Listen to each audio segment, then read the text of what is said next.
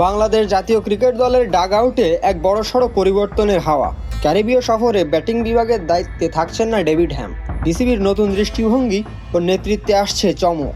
দায়িত্বে যোগ দিয়েছেন দেশীয় ক্রিকেটের অভিজ্ঞ কোচ মোহাম্মদ সালাউদ্দিন।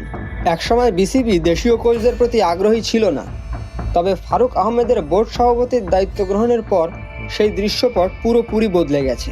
তার নেতৃত্বে স্থানীয় প্রতিভাবান কোচদের সুযোগ দিতে শুরু করেছে বোর্ড। আর এই নতুন অধ্যায়ের প্রথম নাম সালাউদ্দিন। তিনি সিনিয়র সহকারী কোচ হিসেবে যোগ দিয়েছেন এবং ব্যাটিং বিভাগ সামলাবেন। তার চুক্তি কার্যকর থাকবে আগামী বছরের 15ই মার্চ পর্যন্ত।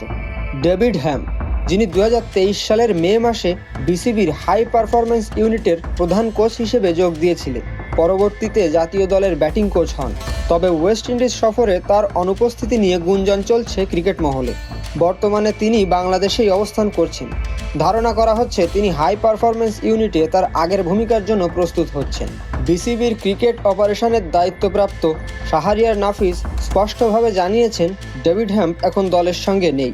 আমরা মোহাম্মদ সালাউদ্দিনকে সিনিয়র সহকারী কোচ হিসেবে নিয়ে এসেছি, তিনি ব্যাটিং দেখভাল করবেন। তবে এটুকুতেই শেষ নয় চমকের তালিকা। ভারত থেকে আনা হয়েছে পারফরম্যান্স বিশ্লেষক অধ্যক্ষ হিরে মাথকে। তিনি মহসিন শেখের স্থলাভিষিক্ত হয়েছেন।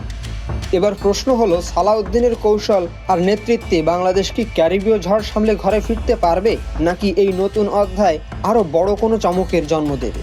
সময়ই এর উত্তর দেবে।